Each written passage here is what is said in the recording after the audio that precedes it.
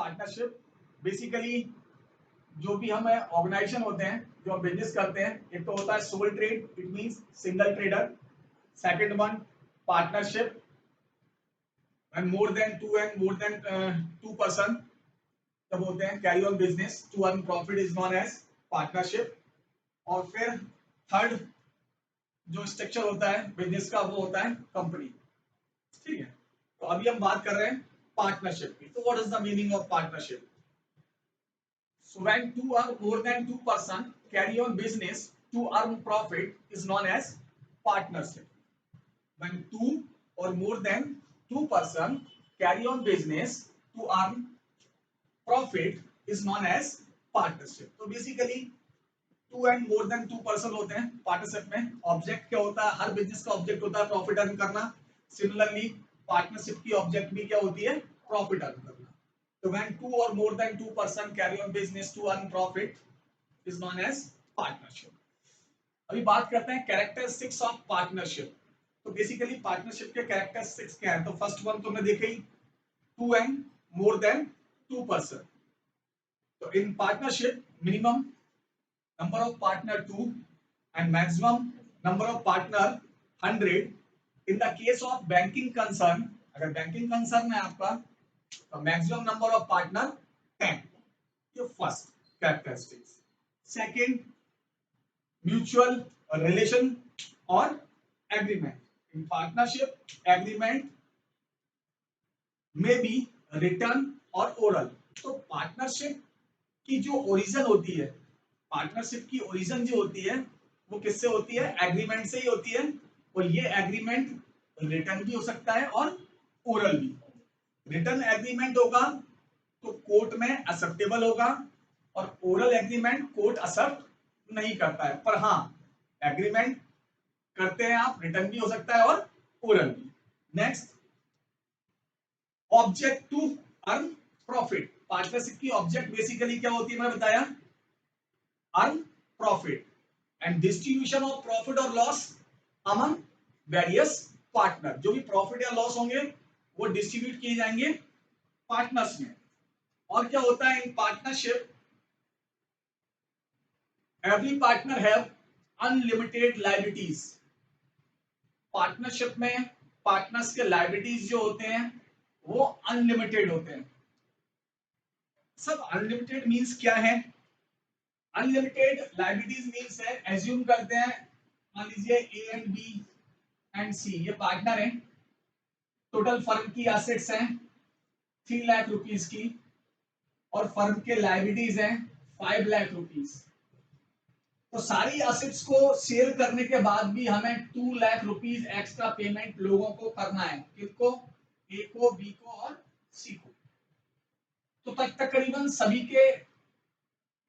सभी को कितना कितना करना होगा भाई? 2 लाख रुपीस पेमेंट करना है। पब्लिक का आपको एक्स्ट्रा 1/3 कर देंगे तो 66,667 करीब रुपए हर पार्टनर को पेमेंट करनी होगी।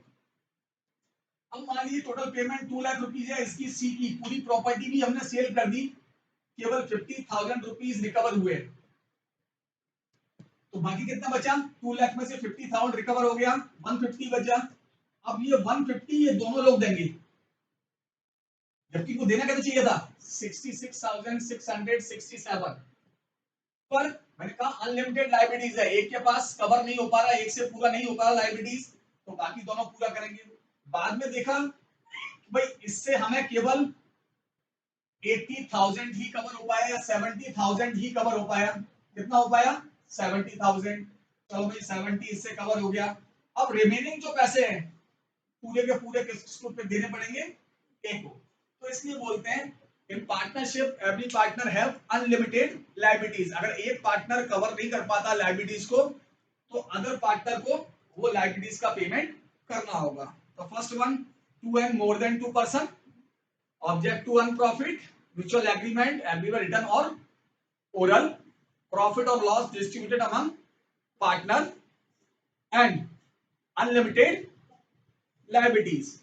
Agency relationship. तो relation between firm and partner is known as agency relationship. Firm यानी कि बिजनेस और पार्टनर में जो भी रिलेशन होता है उसको बोलते हैं एजेंसी रिलेशन। क्यों?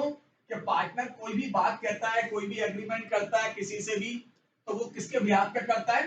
फर्म के बिहाफ पे करता है। तो इसलिए पार्टनर्स को फर्म का एजेंट मानते हैं, और इसलिए फर्म में और पार्टनर्स में जो भी रिलेशन है वो कौन सा है? Agency relationship. तो फर्स्ट कैरेक्टरिस्टिक्स है two and more than two person, second object to earn profit, third profit और loss distributed among partner, fourth मैंने कहा अनलिमिटेड लायबिलिटीज, है ना, उसके बाद एग्रीमेंट रिटर्न और oral, and next one agency relationship. It means relation between firm and partner is known as agency relationship। ठीक है।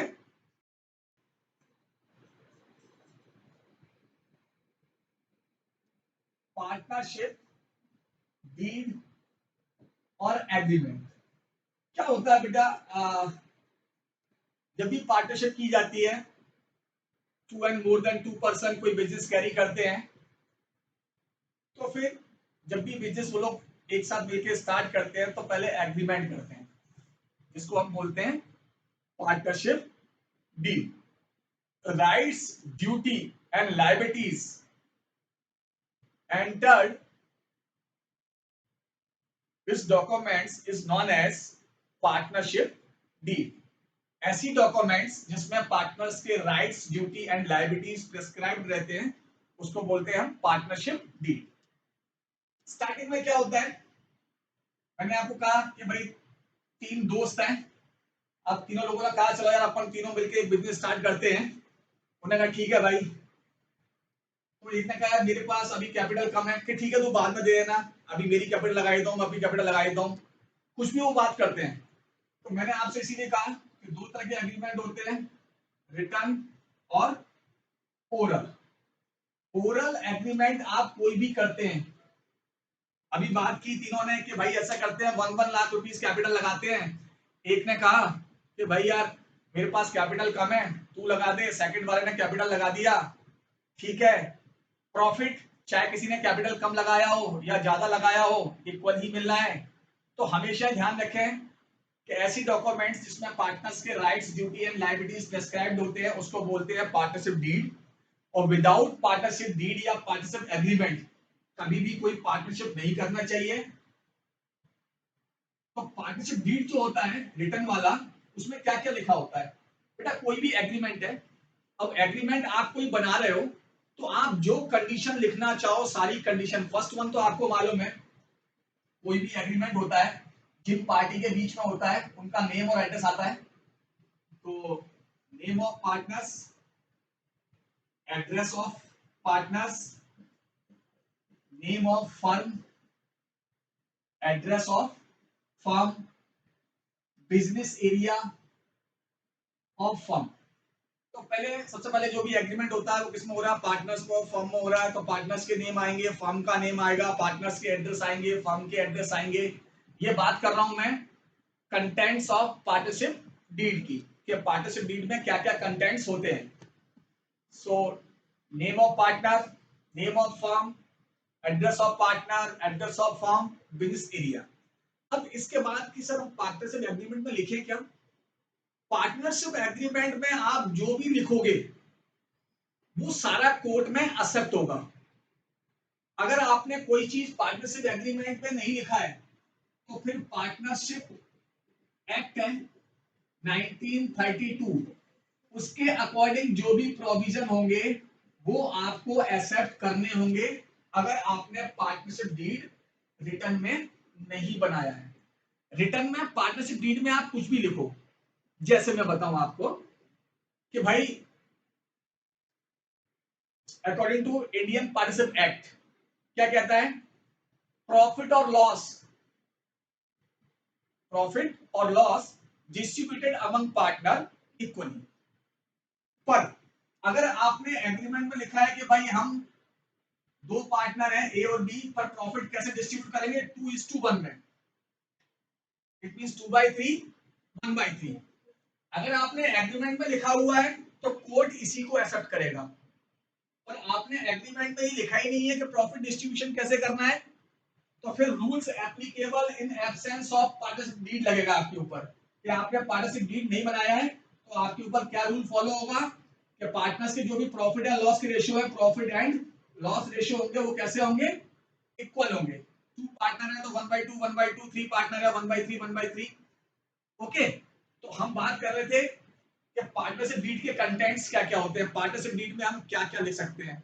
पार्टनरशिप डीड में आप वो सारे कंटेंट्स लिख सकते हैं जिससे आपको लगता है कि भाई इसके कारण हमें फ्यूचर में कोई प्रॉब्लम आ सकती है, वो पहले लिख दो। Like first one, partners capital, के पार्टनर्स कितना कितना कैपिटल लगाएंगे।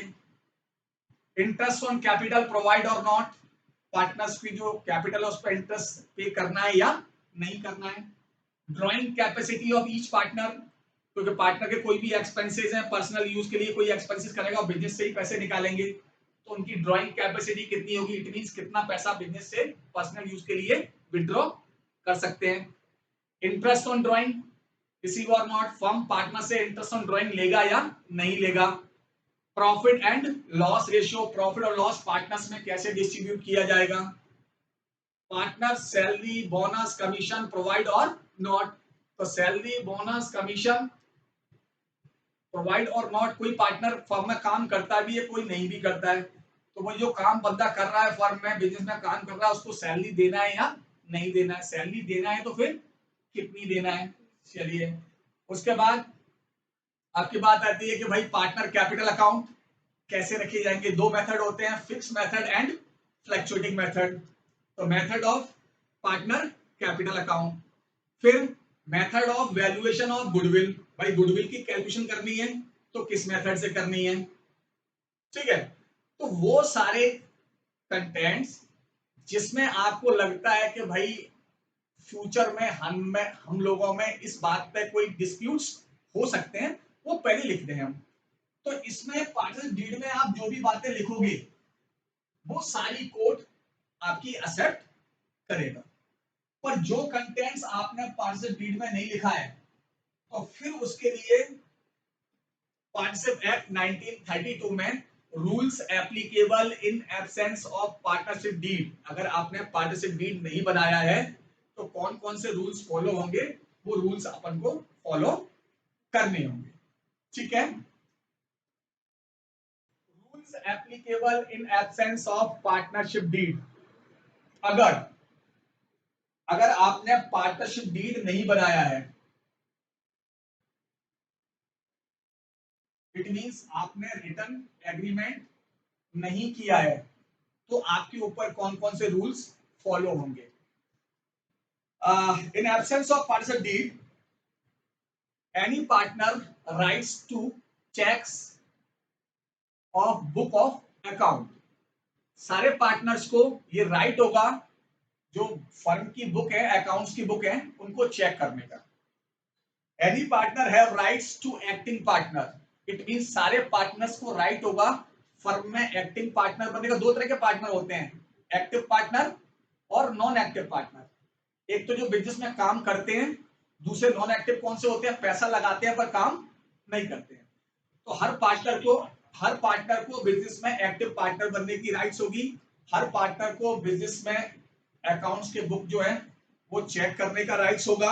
ठीक है, प्रॉफिट और loss distributing among partner equally, अगर आपने एग्रीमेंट नहीं बनाया है तो पार्टनर्स में प्रॉफिट और लॉस कैसे डिस्ट्रीब्यूट किया जाएगा, इक्वल। फिर आप ये लिख सकते हैं सर मेरी कैपिटल 5 लाख लगी है, इसकी 2 लाख लगी है, इसकी 1 लाख लगी है, तो प्रॉफिट उसी रेशियो में डिस्ट्रीब्यूट करो, नहीं, क्योंकि rules applicable in absence of partnership deed, अगर आपने पार्टनरशिप डीड नहीं बनाया है, चाहे किसी का कैपिटल ज्यादा लगा हो या किसी का कम लगा हो या किसी का बिल्कुल भी कैपिटल नहीं लगा हो, तब भी प्रॉफिट लॉस कैसे डिस्ट्रीब्यूट किए जाएंगे, इक्वल डिस्ट्रीब्यूट किए जाएंगे।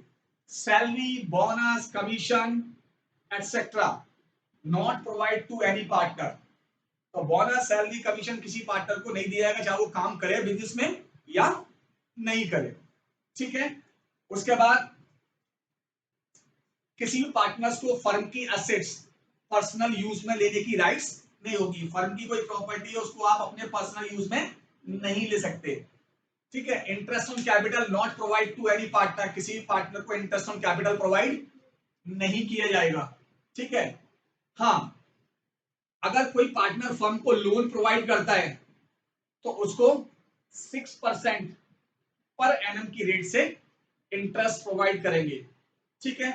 तो क्या क्या रूल्स हैं, बेसिकली हम ये देखते हैं क्या क्या कर सकते हैं और क्या क्या नहीं। तो every partner have right to check accounts book, any partner have rights to acting partner, profit और loss distributed among partner equally, when any partner gave loan to firm, अगर पार्टनर कोई फर्म को लोन देता है तो interest provide at the rate of 6% per annum. ये तो yes वाली बातें होगी। नो वाली क्या क्या है बेटा, interest on capital not provide to any partner, interest on drawing not charge, उसके बाद salary bonus commission not provide to any partner है, एंड फर्म असेट्स, जो फर्म की असेट्स है वो कोई भी पार्टनर अपने पर्सनल यूज में नहीं ले सकता। क्लियर है।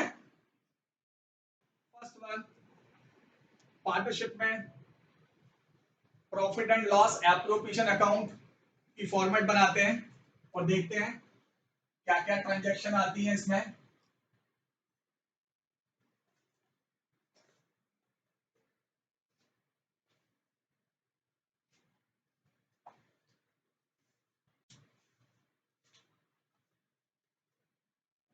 Profit and loss appropriation account, basically आपको मालूम है पहले प्रॉफिट एंड लॉस अकाउंट बनता है, उसके बाद profit and loss appropriation account, और आफ्टर देन बनता है आपका पार्टनर कैपिटल अकाउंट।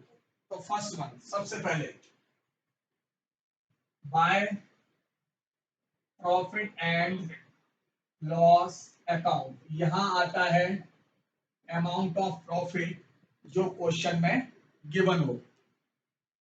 पर एक चीज ध्यान रखनी है, क्वेश्चन में जो भी प्रॉफिट दिया है उसमें से manager commission and interest on partner loan की अमाउंट माइनस करोगे, और माइनस करने के बाद जो अमाउंट आएगी वो आप बाहर शो करोगे। क्यों कि जब हम प्रॉफिट एंड लॉस अकाउंट नहीं बनाते हैं, direct profit and loss appropriation account बनाते हैं, तो प्रॉफिट में से ये ट्रांजैक्शन हम माइनस कर देते हैं। वैसे प्रॉफिट एंड लॉस अकाउंट में ये कहां आते हैं, डेबिट साइड। और क्वेश्चन में जब भी प्रॉफिट दिया हो, मैनेजर कमीशन भी दिया है, इंटरेस्ट ऑन पार्टनर लोन भी दिया है, तो आप प्रॉफिट में से मैनेजर कमीशन और interest on partner loan minus करोगे, ये ध्यान रखना है। अगर क्वेश्चन में लॉस दिया हुआ है तो profit and loss account, amount of loss, आप सभी को मालूम है मेरे ख्याल से बेटा कि profit and loss appropriation account में डेबिट साइड या क्रेडिट साइड क्या क्या आता है। तो बेसिकली इस साइड जो आते हैं वो होते हैं एक्सपेंसेस एंड लॉसेस, और इधर जो आता है वो होता है प्रॉफिट एंड इनकम। ये है आपका क्रेडिट साइड और ये debit side. Profit loss account बनता है, प्रॉफिट एंड लॉस अकाउंट का बैलेंस जो होता है वो profit and loss appropriation account में आता है। तो इसमें क्रेडिट साइड क्या क्या ट्रांजैक्शन आते हैं देख लीजिए। First one, profit and loss account, profit आएगा। Second, bye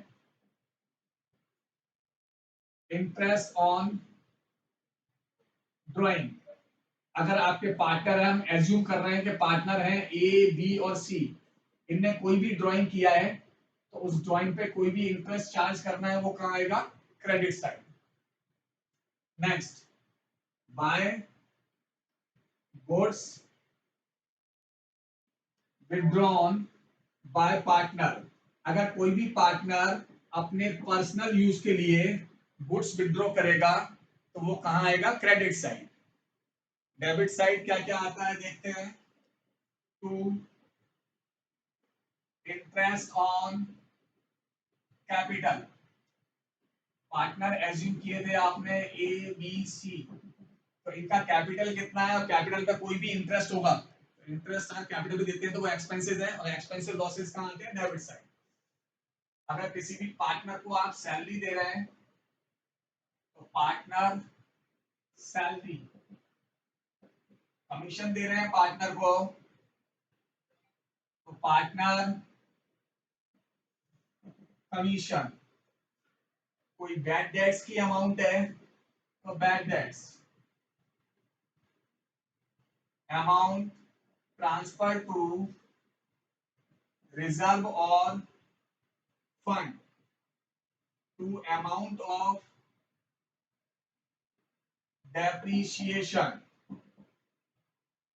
to other indirect expenses and losses। ये आते हैं डेबिट साइड और ये ट्रांजैक्शन आते हैं क्रेडिट साइड। क्लियर है? चलिए लास्ट में आपको मालूम है डेबिट साइड क्या आते हैं, एक्सपेंसेस एंड लॉसेस, और प्रॉफिट साइड क्या आते हैं, प्रॉफिट और इनकम। तो when credit side more than debit side, अगर क्रेडिट साइड की टोटल ज्यादा है, इट मींस इनकम ज्यादा है आपका और एक्सपेंसेस कम है, तो प्रॉफिट होगा। क्या लिखेंगे लास्ट में, profit transfer to partner capital और पार्टनर करंट अकाउंट। जो भी प्रॉफिट होगा वो पार्टनर्स में डिस्ट्रीब्यूट हो जाएगा। कैसे होगा, उनका जो भी रेशियो दिया होगा उसमें।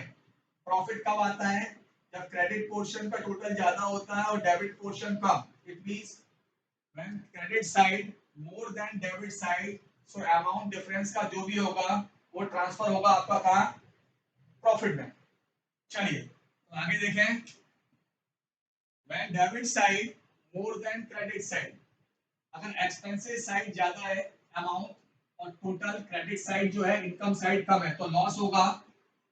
तो लिखेंगे by loss transfer to partner capital और करंट अकाउंट। और पार्टनर करंट अकाउंट, जो भी प्रॉफिट होगा लॉस होगा वो पार्टनर्स में उनके रेशियो में डिस्ट्रीब्यूट हो जाएगा। ये कब आता है, when debit side more than credit side. तो टोटल मिला के प्रॉफिट एंड लॉस एप्रोप्रिएशन में इतने ही ट्रांजैक्शन आते हैं।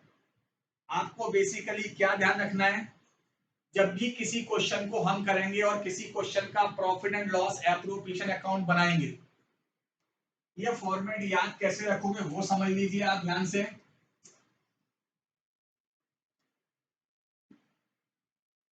कैपिटल, लोन, ड्राइंग, बैलेंस और current account and any assets. देखिए क्वेश्चन जब भी हम पढ़ेंगे, क्वेश्चन में कैपिटल भी दिया होगा, ड्राइंग हो सकता है, पार्टनर्स का लोन हो सकता है, ये transaction profit and loss appropriation account में नहीं आएंगे। जब भी हम क्वेश्चन रीड करेंगे तो उसमें कैपिटल दिया हो, कैपिटल नहीं आता बेटा, उसमें क्या आता है, इंटरेस्ट ऑन कैपिटल। लोन दिया है पार्टनर्स का, लोन नहीं आता, इंटरेस्ट ऑन पार्टनर लोन आता है। ड्राइंग गिवन है, ड्राइंग इसमें कहीं नहीं आता, क्या आता है, interest on drawing. Current account के बैलेंस, असेट्स, ये इसमें नहीं आते हैं, वो बैलेंस शीट में जाते हैं। करंट अकाउंट के बैलेंस होंगे तो करंट अकाउंट में जाएंगे। तो आपको बेसिकली जब भी क्वेश्चन करें तो आपको ध्यान क्या रखना है, तीन बातें केवल। फर्स्ट वन, क्वेश्चन में कहीं भी ये ट्रांजैक्शन दिया हो, capital, loan, drawing, current account balances या एसेट्स, ये P and L appropriation account में कहीं नहीं आते। इसके अलावा कोई भी अमाउंट क्वेश्चन में दिया है वो P and L appropriation account में कहीं ना कहीं आएगा, या तो डेबिट साइड या credit side. Rent payable to partner, ठीक है। तो ये है आपका profit and loss appropriation account का फॉर्मेट। मैंने आपसे ये कहा आपको क्या क्या ध्यान रखना है। फर्स्ट वन, क्वेश्चन में इनमें से कोई भी ट्रांजैक्शन दिया हो तो P and L appropriation account में वो नहीं आता है। मैं आपको बता रहा हूं ये फॉर्मेट याद कैसे रखें, ध्यान कैसे रहेगा कि क्या डेबिट में आता है और क्या क्रेडिट में। मोस्टली केवल तीन ट्रांजैक्शन आती है क्रेडिट साइड, वो है प्रॉफिट, इंटरेस्ट ऑन ड्राइंग और गुड्स विड्रॉ बाय पार्टनर। तो profit, second interest on drawing and goods withdraw bye partner. Other transaction जो भी होते हैं वो सारे कहाँ आते हैं, डेबिट साइड। तो profit and loss appropriation account की फॉर्मेट जब भी आपको याद करना है तो याद करना या रटना वटना कुछ भी नहीं है, केवल ध्यान रखना है capital, loan, drawing, current account balance, assets, ये इसमें नहीं आते हैं। क्रेडिट साइड तीन ट्रांजेक्शन आते हैं, profit, interest on drawing and goods withdraw bye partner. Other जो भी ट्रांजेक्शन होंगे वो सारे कहाँ आएंगे, डेबिट साइड। क्लियर है? अब देखते हैं हम, ये तो हो गया profit and loss appropriation account का फॉर्मेट। मैंने कहा profit and loss appropriation account की जो भी बैलेंस आती है, इट मींस प्रॉफिट या लॉस जो भी होती है वो ट्रांसफर करते हैं कहाँ, या तो पार्टनर करेंट अकाउंट में या फिर पार्टनर कैपिटल अकाउंट में। जो भी प्रॉफिट लॉस लास्ट में होगी वो पार्टनर्स में डिस्ट्रीब्यूट कर देंगे। चलिए, तो फर्स्ट नोट क्या है बेटा, इसका पढ़ के सुनाइए मुझे।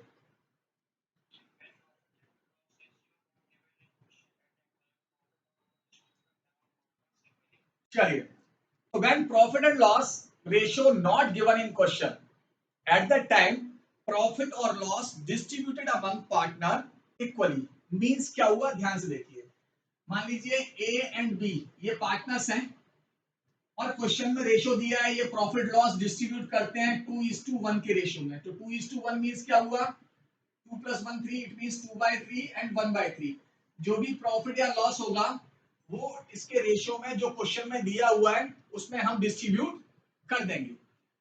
पर अगर प्रॉफिट एंड लॉस का रेशियो गिवन ही नहीं है क्वेश्चन में तो फिर क्या करेंगे, and profit and loss ratio not given in question, at that time profit और loss distributed among partner equally. Last में प्रॉफिट एंड लॉस जो होता है वो पार्टनर में इक्वल डिस्ट्रीब्यूट करेंगे। इट मींस क्या हुआ, अगर दो पार्टनर है ए एंड बी तो 1/2 1/2। अगर तीन पार्टनर हैं A B and C 1/3 1/3 1/3। Four partner हैं A B C D 1/4 1/4 1/4 1/4। So when profit or loss ratio not given in question, at that time profit or loss distributed among partner equally। Last में जो profit होंगे या तो ratio question में given होगा उस ratio में डिस्ट्रीब्यूट करेंगे, और रेशियो गिवन नहीं है तो पार्टनर्स में प्रॉफिट जो भी डिस्ट्रीब्यूट होगा वो कैसे होगा, इक्वल होगा। तो ये था आपका फर्स्ट नोट। सेकंड नोट,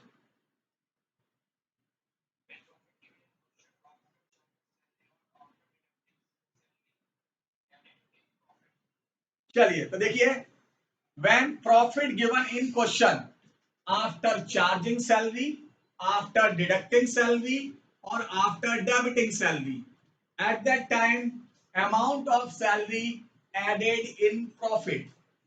अगर क्वेश्चन में प्रॉफिट तो गिवन है पर क्या लिखा है, after charging salary profit amount rupees dot dot dot, तो क्या करोगे, उस प्रॉफिट के अमाउंट में सैलरी का अमाउंट क्या कर दोगे, प्लस कर दोगे। तो लिखा है when profit given in question after charging salary, after deducting salary और आफ्टर डेबिटिंग सैलरी। उन्होंने लिखा profit of firm ₹20,000 after charging salary ₹5,000। तो सैलरी चार्ज करने के बाद प्रॉफिट ये है, तो हमें चाहिए होता है सैलरी से चार्ज करने से पहले वाला प्रॉफिट। तो क्या करेंगे, इस सैलरी को प्रॉफिट में ऐड करके यहाँ पे शो करोगे। तो when profit given in question after charging salary, after deducting salary और after debiting salary, at that time salary amount of salary added in profit. Clear? Third point,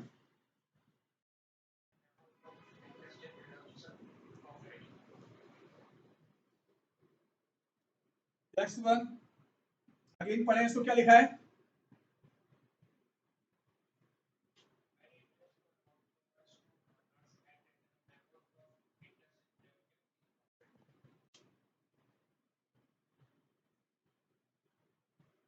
when interest या when loan provide to partner, its interest added in profit, वो less in profit क्या करते हैं, interest on partner loan जो भी होता है, दिख रहा है आपको क्या कर रहे हैं हम, प्रॉफिट में से क्या कर रहे हैं, minus. So interest on loan of partner lessees in या डिडक्टेड इन प्रॉफिट. सैलरी को अपन ऐड करते हैं, आफ्टर डिडक्टिंग सैलरी दिया होता है इसलिए. और अगर इंटरेस्ट ऑन पार्टनर लोन है तो हम क्या करेंगे, प्रॉफिट में से माइनस करेंगे. नेक्स्ट,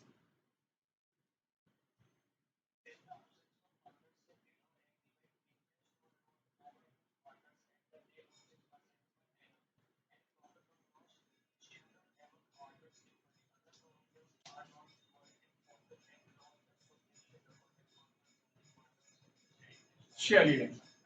तो क्या दिया है बेटा, in the absence of partnership deed, अगर पार्टनरशिप डीड नहीं बनाया गया है, in the absence of partnership deed, interest on partner loan provide at the rate of 6%, profit और loss distributing among partner equally. ये बात तो आपको मालूम है, अगर आप पार्टनर्स एग्रीमेंट नहीं बनाते हैं तो इंटरेस्ट ऑन पार्टनर लोन कितना प्रोवाइड करते हैं, 6% पर एनम.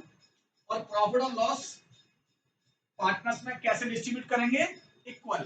तो in the absence of partnership deed, अगर पार्टनरशिप डीड नहीं बनाया गया है तो interest on partner loan provide at the rate of 6% per annum and profit और loss distributed among partner equally. Other provision are not recorded in profit and loss application account. बाकी other जो interest on capital, partner salary, partner commission ये लिख रहे हो ना, ये कुछ भी नहीं आएगा. अभी मैंने आपको रूल बताया था, in absence of partnership deed, अगर पार्टनरशिप डीड आपने नहीं बनाई है तो interest on capital not provide to any partner, salary bonus commission not provide to any partner, है ना. तो ये मैंने अभी आपको बताया था. तो वही, जब एब्सेंस ऑफ पार्टनरशिप डीड है, पार्टनरशिप डीड आपने नहीं बनाया है, तो दो ही चीजें ध्यान रखनी है. इंटरेस्ट ऑन पार्टनर लोन कितना प्रोवाइड करेंगे आप, 6% पर एनम. और प्रॉफिट और लॉस कैसे डिस्ट्रीब्यूट करोगे, इक्वल. इसके अलावा आपको मालूम है, in the absence of partnership deed, interest on capital not provide to any partner, salary bonus commission not provide to any partner. इसलिए ये प्रोविजन पीएनएल एप्रोप्रिएशन अकाउंट में नहीं आएंगे. तो ये था आपका third note. Next,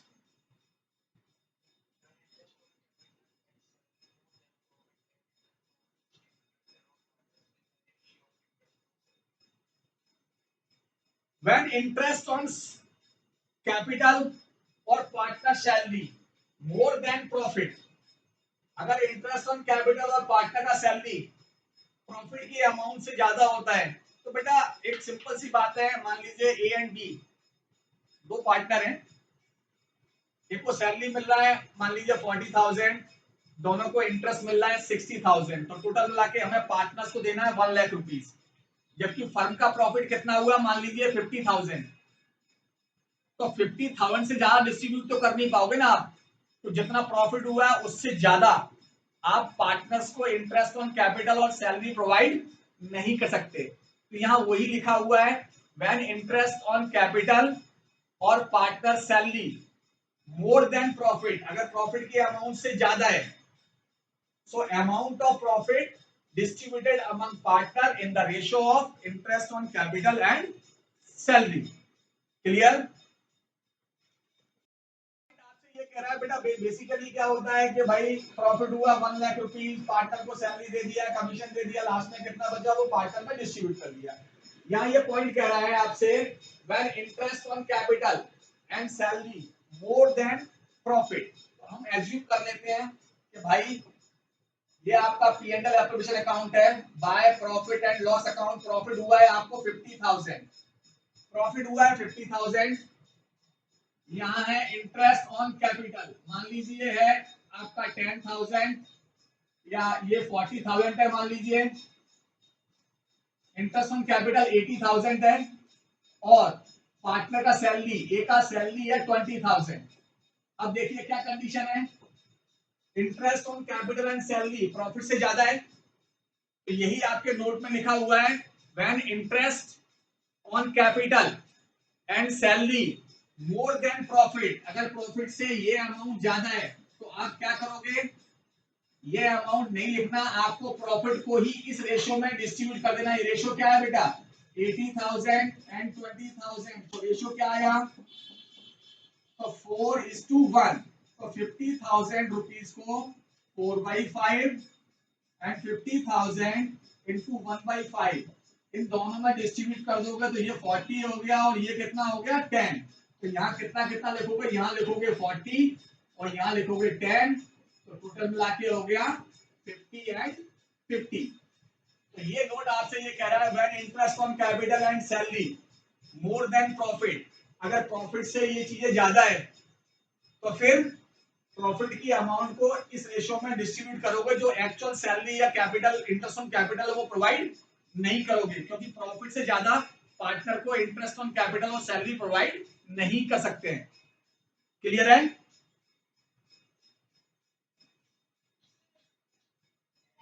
next,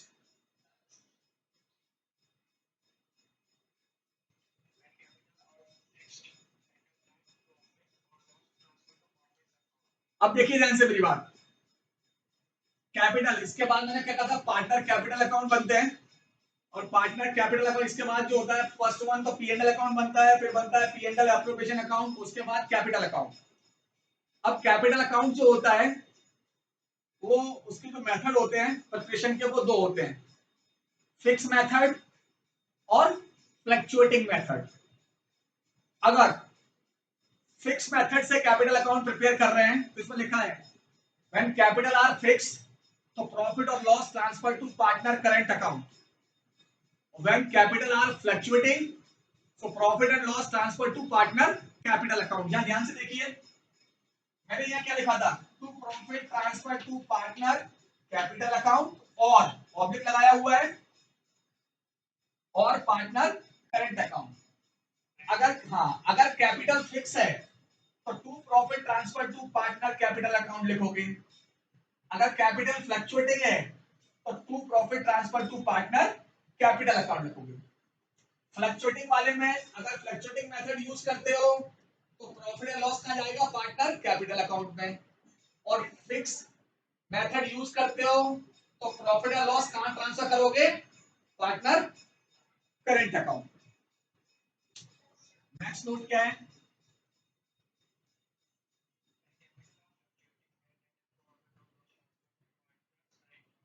partners capital account बेटा क्या लिखा है,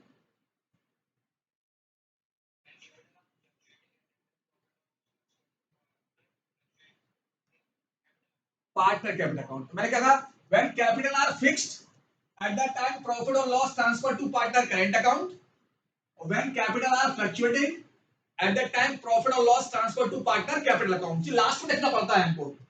अगर क्वेश्चन में दिया है कैपिटल आर फिक्स्ड तो हम लिखेंगे to profit transfer to partner current account.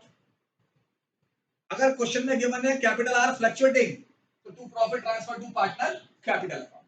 तो फ्लक्चुएटिंग में प्रॉफिट लॉस ट्रांसफर करते हैं कैपिटल अकाउंट में, और फिक्स मेथड अगर क्वेश्चन में गिवन है तो प्रॉफिट लॉस ट्रांसफर करते हैं पार्टनर करंट अकाउंट में। नेक्स्ट,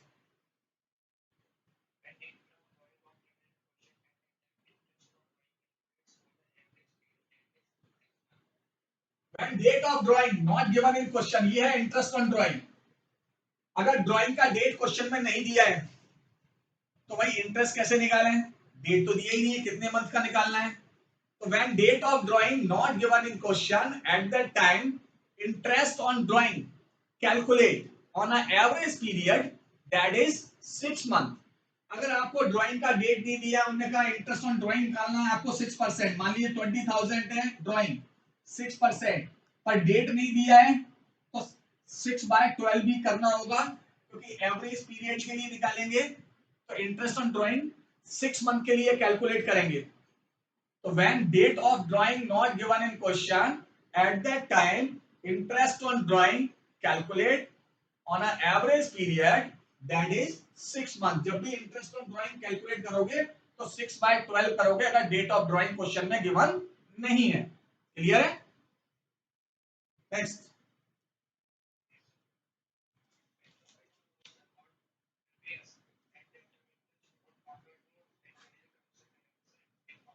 ये लिखेंगे आपका मैंने commission and interest loan deducted in profit. Clear है? चलिए नेक्स्ट वन।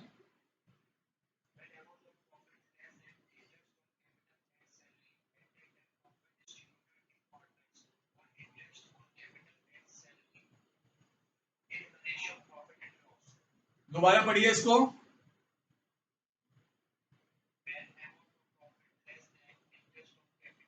लेस देन नहीं है, मोर देन है, ये हम पढ़ चुके हैं।